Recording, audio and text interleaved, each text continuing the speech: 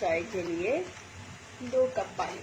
चीनी डाल लेंगे हम 1 और ये 2 चम्मच। ऐसे ही पत्ती डाल देंगे 1 और 2 चम्मच।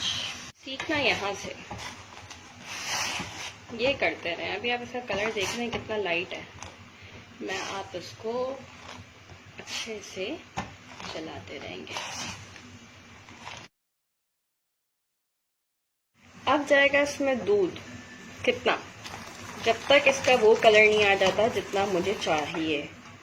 2 कप के लिए ये बहुत है। वापस अपनी ड्यूटी पे आ गए और इसको चलाते रहेंगे जब तक इसका कलर खूबसूरत ना आ जाए।